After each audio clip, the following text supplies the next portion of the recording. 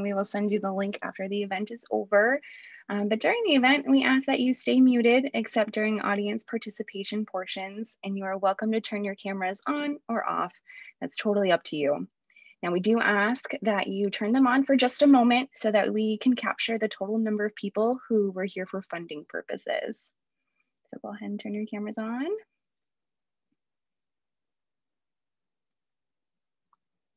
All right, thank you for that. Finally, we would love to know where everyone comes from. If you can quickly let us know where you're from, that would be great. That'll be a quick poll.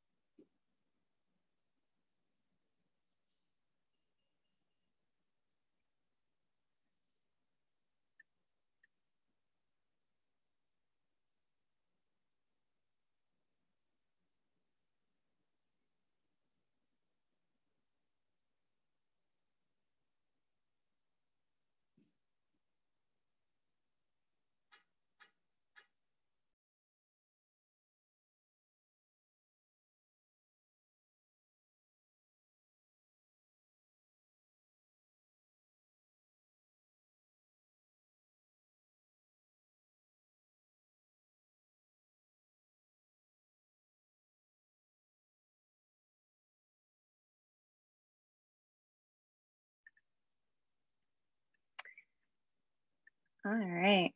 So to get the evening started, we're going to play a little Pick Your Poison.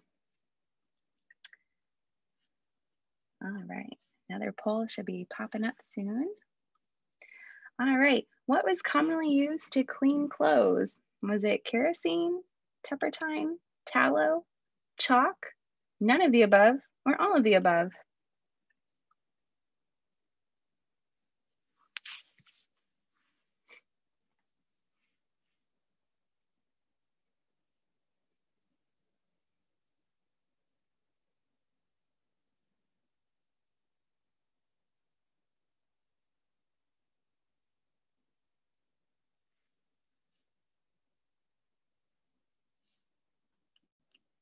All right. Well, believe it or not, all of the items on that list were used to clean or remove stains from clothing. Can you imagine trying to clean clothes with gasoline? Let's join servants Jane and Maggie and see just how they did it.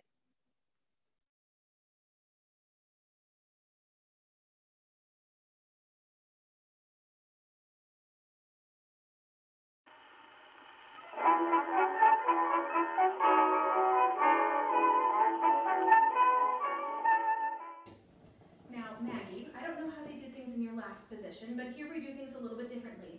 The mistress is very particular, and I must say I'm looking forward to Mrs. Brown's return from her travels. She's much kinder than the current mistress. That said, we have a lot to get through today. Now, on Mondays, we do laundry. You have to make sure to get here early in the morning and to do everything right the first time around, or else you're going to be here late at night doing the laundry. Or you'll end up burning yourself on boiling water, or you might even poison yourself. I'm so tired, though. I've already been up since 6 a.m. this morning. Can't we just sit down for a bit? And I actually already know a lot about how to do stuff around the house, though I've never done laundry. Where I worked before, they'd have someone come in and do it, so I didn't have to help. Well, here we do it. So there's a lot to get through. I made you a list of things to remember.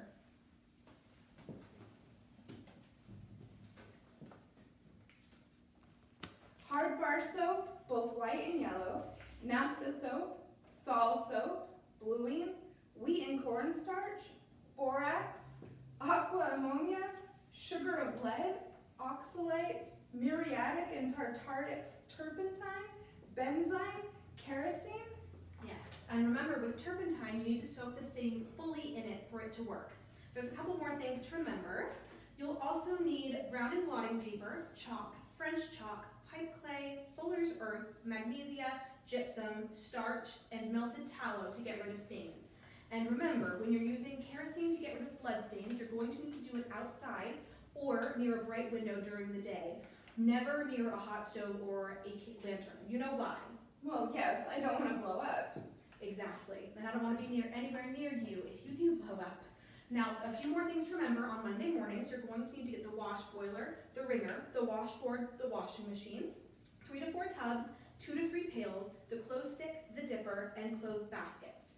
Now remember, with hot water with turpentine, alcohol, ammonia, and camphor, you'll need to use the clothes stick. You can't use your arms because those substances get into the pores in your arms and can end up paralyzing you. One more thing to remember, when you're using substances high in alkali like camphor or potash, you'll need to remember to rinse them thoroughly. One, they could rip holes in the clothes, and two, if they are not rinsed thoroughly, they'll irritate the mistress's pink bottom. Really? Yes. Now, there's a lot of good things to working in a house like this and some difficulties, but I believe in you. Well, I'll just keep telling myself that it's better than a factory job.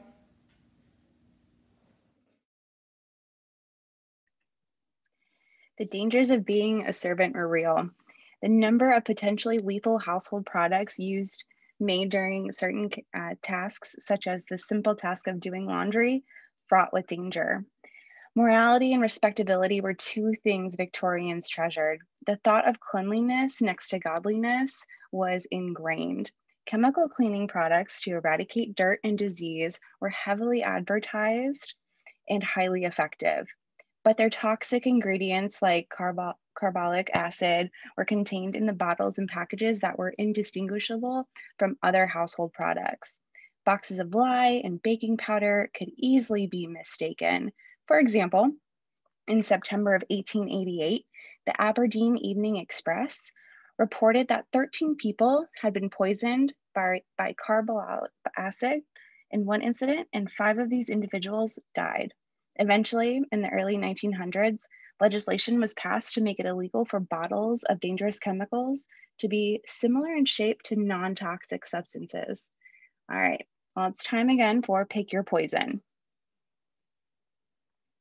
This decorative element in a Victorian home was highly toxic and even fatal. Was it carpet, candles, wallpaper, taxidermy animals, all of the above, or none of the above?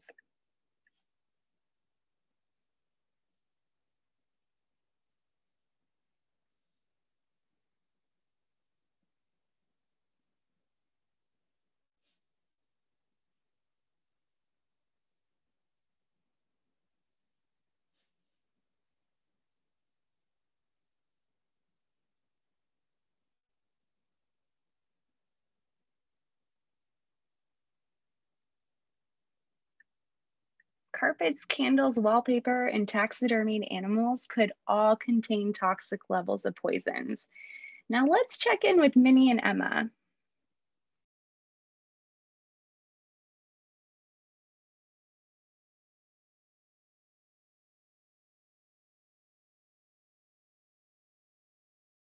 Isn't this wallpaper lovely? It reminds me of a wallpaper I had when I was a little girl in England. I bet those were just full of arsenic. Oh, no. It was, at that time, they had quit using the arsenic-laden wallpaper because they realized it was killing people. Wow, I wonder how many people exactly died because of wallpaper poisoning. I don't know, it's hard to say, but I did hear that Queen Victoria had some guests over and they fell gravely ill after staying in a room with that green wallpaper. Wow. You know, I did read that the number of unexplained household illnesses and deaths did go down after they stopped selling that wallpaper. Yeah. But a poor little boy, only 6 months old, died because he was chewing on the emerald green wallpaper. That's so sad. Well, it must have been hard to tell, what those symptoms were, like vomiting and diarrhea, because it mimics so many other symptoms, like for instance, cholera, which was, very prevalent during that time. I wonder how green became the color of repose. I mean, it's all over parlors. Yeah. And aren't there so many other things that contain arsenic too? Oh, sure. Candles, toys, anything that was that bright emerald color. Do these walls have arsenic and copper? Oh, no, these are brocade. So these darker colors came into fashion once that electrical lighting came into play, but of course it was gas lighting then. It's so exciting to live in a house with such modern amenities. Yes it is. I'm sure your stepmother really appreciates it. How's she fitting in? Oh, she's all right. I don't know, as long as my father likes her. That doesn't sound like you like her very much. She's all right. there's something about her, something I just can't put my finger on. I mean, it must be hard for her moving into a new neighborhood and a new house, and she's been married before, right? But Yeah. as a widow, trying to fit in. Yeah, I suppose you're right. I'm just being an overprotective daughter. I just can't imagine why somebody would marry my father other than for his money. Well, what happened to her last husband? Well, he was sick for a while, and then he passed away about a year ago. Do they know what the illness was? Pneumonia? Okay, how many husbands has she had? Well, Dad is her fourth. Well, maybe she's just having a hard time. Well, I guess so.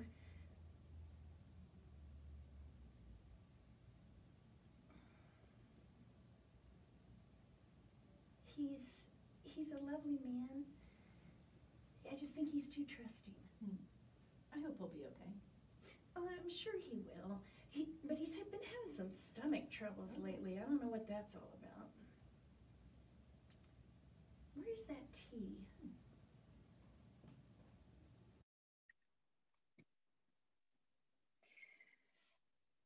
For the first time in Victorian middle class homes, Victorians could put deep, vivid colors on their walls.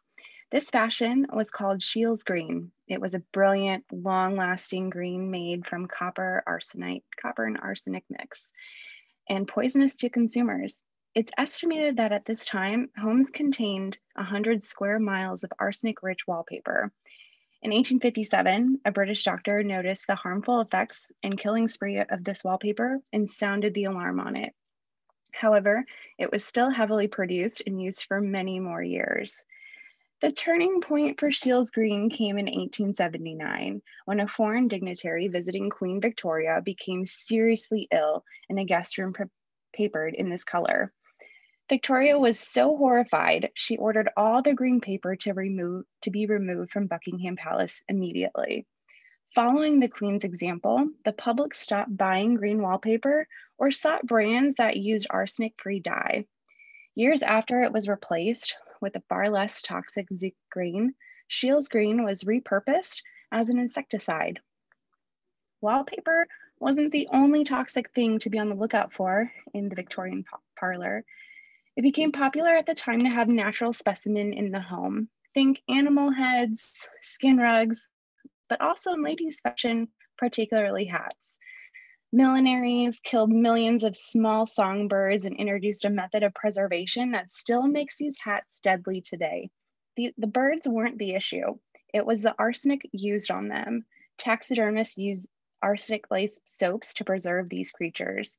Sometimes entire birds or several were mounted on hats. If you've ever been to the Molly Brown House Museum, you'll likely notice the animal skins in the room there. Whenever these have to be moved, staff wear protective equipment, including masks and gloves, and vigorously wash their hands in order to protect themselves from the toxic chemicals on these critters. All right, it's that time again. Pick your poison. This was used to purify milk, vinegar, boric acid, baking soda, mercury, all of the above, or none of the above.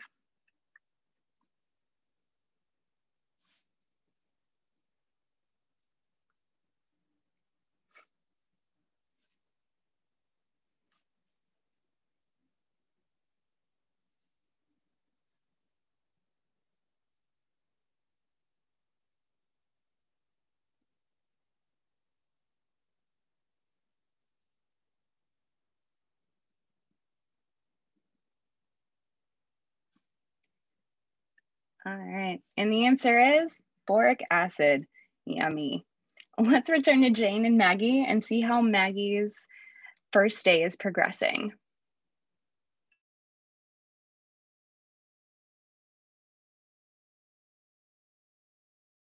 I can't believe how many scary things are involved with the laundry process. It's true, but we can't dwell on that. It's time to get the tea service ready. The mistress likes to take her tea upstairs, so we'll need to get a separate tray ready for her. We need to use the nice tea set for her because she and the master don't like the other tea set. You know, I knew this was going to be harder than my last job, but I really didn't know I would be putting myself in so much danger. It's better than it was 20 to 30 years ago.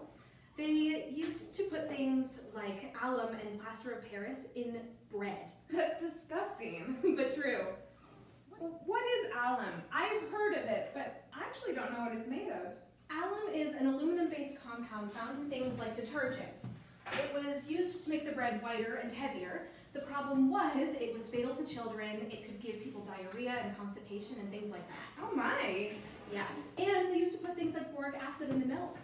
They thought that it would purify the milk and get rid of the weird smell that milk sometimes had. The problem was that it could also poison people, even though Mrs. Beaton said that it was totally fine. I'm afraid to ask, how is it that you know so much about poisons? You pick up a lot of things working in a house like this. I want to make sure I don't poison myself or someone. And who is Mrs. Beaton? I don't think I've met her yet. You haven't heard of Mrs. Beaton? She wrote the book on household management. It was very popular about 30 to 40 years ago. You can still get a copy today. The issue was a lot of it is incorrect now. She used to tell new mothers that they could only wash the rubber teat on a baby bottle once every few weeks. That would be convenient, wouldn't it? It sure would. Now, speaking of milk, let me show you where the tea service is.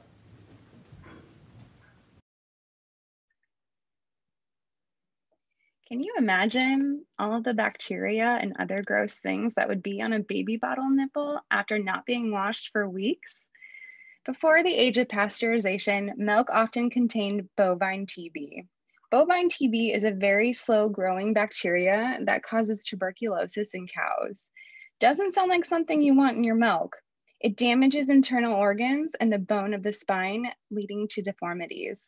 It's estimated nearly 500,000 children died from bovine TB in the milk during the Victorian era. Yum. All right, you guessed it. It's time for another pick your poison. This silent killer could take out whole families without any obvious symptoms. Arsenic, natural gas, methane, all of the above, or none of the above?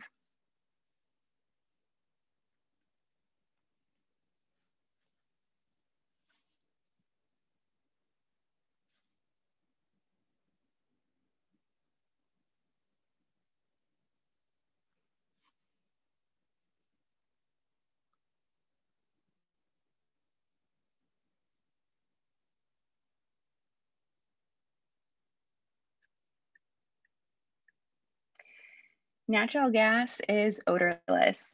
It wasn't until after 1937 in the United States that the sulfur smell we associate with it now began to be added after a gas explosion occurred in a school in New London, Texas, killing almost 300 of the 500 students and 40 teachers. So the odor is now added to natural gas for safety reasons. On perhaps a more positive note, let's meet the new mistress of the house, shall we?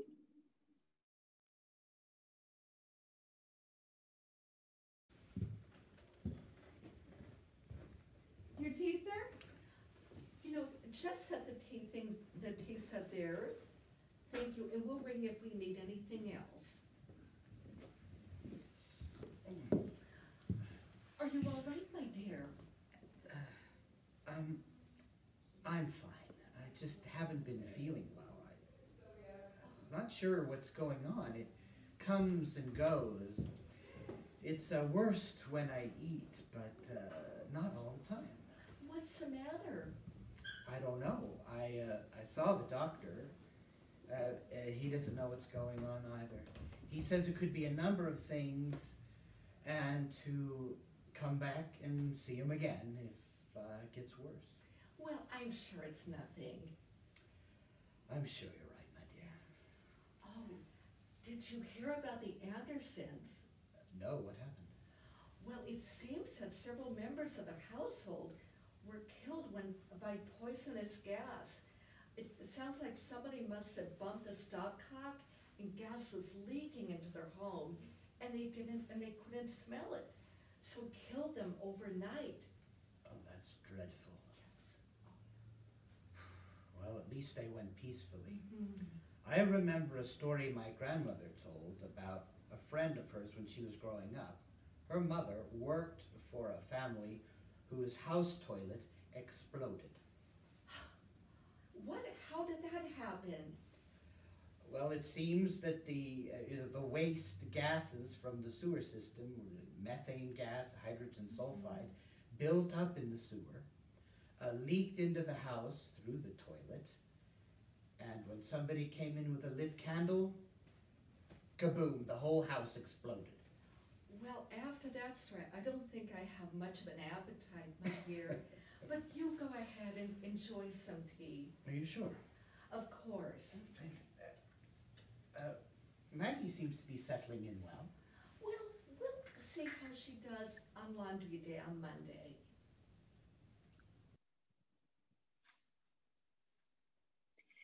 Thankfully, updates to sewer and toilet design have eliminated the risk of your toilet blowing up. It wasn't just toilets blowing up, stoves could become extremely hazardous as well. These newfangled systems often lack stopcocks and release valves. Exploding stoves and people suffocating while they slept unfortunately became commonplace at this time. Add in electric lighting, and the whole place could go up. Electricity was an extraordinary invention, and people were thrilled to put it in their homes. But many people didn't know how to use it at first and were only warned not to approach the electric socket with a match. In the early 20th century, electric companies found different ways to use the new invention. One of those was an electric tablecloth into which lamps could be directly plugged. Don't spill your wine. The big problem was consumers running many appliances from one socket, fixing things themselves, or uninsulated wires. Electrocution, anybody? Another household hazard you'd probably never think of were staircases. Houses were built sometimes pretty quickly during this period. There was one area of design that was often overlooked, the servants' staircase. Many were too narrow, too steep, with irregular steps. These could quickly turn deadly. Add the weight of trays and long skirts, and you are looking at a death trap. All right, time for another pick your poison. What kind of poisoning shows up as a blue line along the gum line? Lead, arsenic, mercury, or laudanum?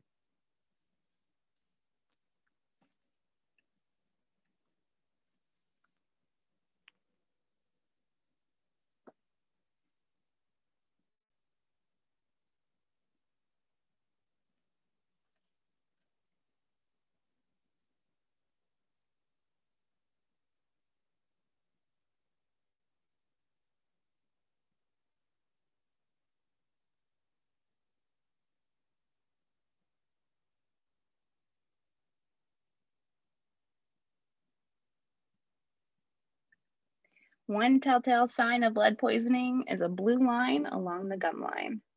Let's head back to Emma and Minnie and see what sorts of things they're discussing now.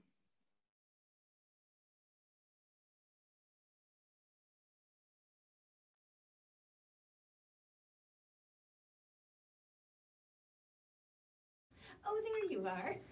Apologies for the delay, Miss Minnie. I've been training the new girl, Maggie, and things are taking a bit longer than usual. Oh, I forgot you had a new trainee today. I know that's very hard on you to train new staff. Thank you. How's she getting on? She's very sweet, but I wouldn't say she's the brightest girl. Oh, well, good luck to you, Jane, with that. Thank you, miss. Is there anything else I could get for you? I don't think so. It looks lovely, thank you. Of course. Ring if you need anything else. Of course. This is a beautiful tea. Oh, don't these oranges look delicious? You know, I was reading an article last week from the Denver Weekly Post about a young 14-year-old girl who was filling oranges and drinking chocolate with arsenic Oh. to kill the sister of the man she loved. Oh. He was in jail, and he said that she wanted to kill the sister because she thought she stood in the way of them being together. Wow. Now, the girl had a baby, and the man was in jail for committing, shall we say, an offense against her. Ugh. I hope these oranges aren't poisoned. Well, I have been researching a lot about the signs of arsenic, Yeah. and you can test for arsenic in the hair of a living person, Really? but not a dead person. And also, if you want to test for acute, quick arsenic poisoning, you want to look in the liver and kidneys and not in the hair. But if you want to test for slow arsenic poisoning, you're going to test the hair and not the liver or kidneys. Should I be concerned about your sudden interest in arsenic, Emma? You know, I just like to read a lot. Well, we've had enough talk about grim subjects today. Let me just change this subject and tell you about something I heard of recent. Oh, what was it? There were two main sources of lead poisoning in Victorian era, makeup and paint. A face covered in lead white paint was long favored by fashionable women. It was a popular ingredient in makeup for centuries, and it made colors even and created a desirable whiteness that gave off a feeling of purity. One of these products was Laird's Bloom of Youth. In 1869, a founder of the American Medical Association treated 3 young women who used the product and lost full use of their hands and wrists. One of these women's hands was said to be quote unquote wasted to a skeleton. Kids do love their toys though, right? Well, those brightly covered toys were commonly covered in lead paint. You know how they always put them in their mouths, chewing on them? Plus, on top of that, lead paint tasted sweet. One flake was enough to be poisonous. Lead attacks the nervous system, and even mild lead poisoning can cause brain disease and can damage a child's development. It could lead to developmental delays and could manifest as ADD type behaviors. Now let's go ahead and return to the Miller household.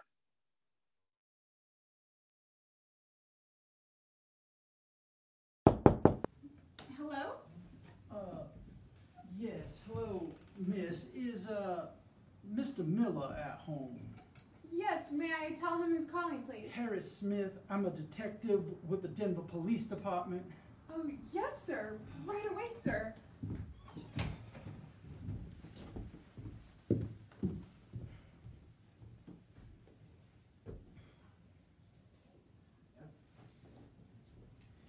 Detective, how may I help you this Good evening? evening, Mr. Miller.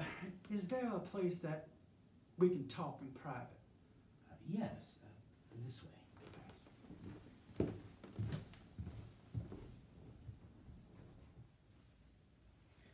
Please come into my office.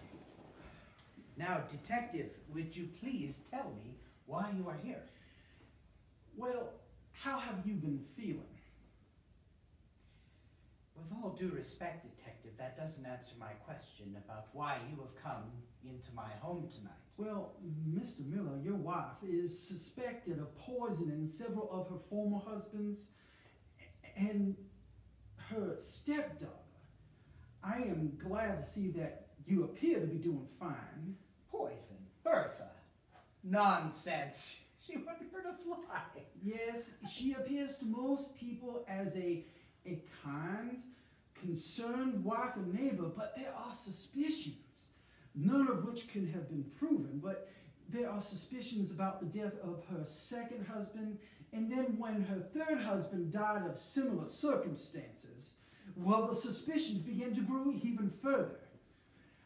We have been keeping an eye on her, and I was not surprised when she had selected a wealthy widower as her next husband.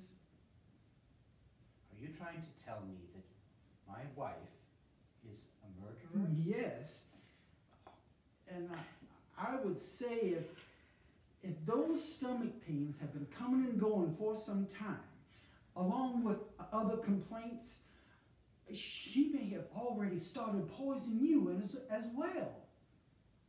Why? Money, of course. If I have to guess, right after your marriage, you probably made some changes to your life insurance as well as your will. Well, yes, of course I did. Look, Charles, may I call you Charles? There is something wrong with your wife. I need to speak to her. Can you go and get her? But don't tell her what I told you. Oh, and I suggest that if you're going to get dinner, get it somewhere else tonight. Oh, yeah. I'll go get her. Thank you. Please come in, my dear. The detective here has some questions for you about your late husband's illness. Why? John died of pneumonia. I know, my dear, but please, let's just answer his questions so that he can leave and we can have our dinner. All right, detective. Mrs. Miller, thank you for speaking with me. Of course, but I don't understand. Why? Well, several of your former neighbors expressed concerns over the death of your late husband. I don't understand. He died of pneumonia. That's what the death certificate said. Now, you had a dog that died around the same time as your husband? Yes. Several neighbors reported to see John, your husband, giving the dog an uneaten plate of food of his, and the next morning, the dog was found dead. Yes. Do you know what, was the dog ill? No. Do you know what may have killed the dog? Perhaps it was rat poison? Rat poison. Yes. Where do you keep the rat poison, Mrs. Miller? In the kitchen. And where at in the kitchen? On a shelf near the stove. I see. Now, was your dog a large dog or a small dog? He was a medium-sized dog. How long had your husband been sick? Oh, it was a while. He was sick. And was it only because of breathing problems? No. He started with diarrhea and then vomiting, and that lasted for a while, and then the breathing problems started. Had he been seeing his doctor? Yes, but the doctor couldn't determine what was wrong. The doctor thought it might be some kind of a winter illness. And how long had you two been married? About 6 months. And how long after the death of your second husband did you and John wed? About 6 months. And Mrs. Miller, how long had you been putting arsenic in John's food? About 6 months. And how long have you been poisoning Mr. Miller? About 6 months. I am afraid, Mrs. Miller, that you are under the arrest for at least one of your former husbands and the attempted murder of your current husband. I'm afraid you're going to have to come with me, and you can tell me all the rest once we get down to the station. Bertha, this can't be true.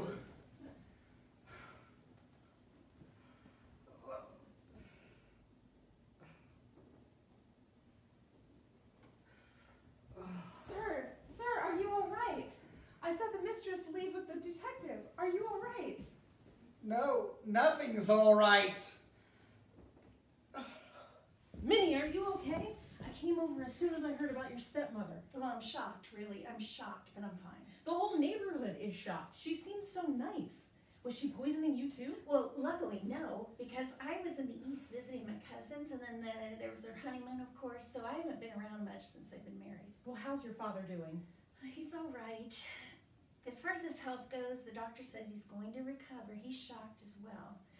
But luckily, the servants were cooking a lot of the food, and they were in the kitchen most of the time, so it's a little safer. Well, thank goodness for that. Yes. They think that she killed all of her ex-husbands and her stepdaughter by poisoning. That's so tragic. Yes. Well, we're going to have to lock up the rat poison, needless to say. I'm sure you will now. Yeah. But who's that man talking to Jane? Oh, that's the detective. Why, Emma? Do you think you could introduce me? Well, whatever for. I'm going to write a book about a woman who murders for money. You can't be serious. Or am I? Oh, Emma. Do you think he's married?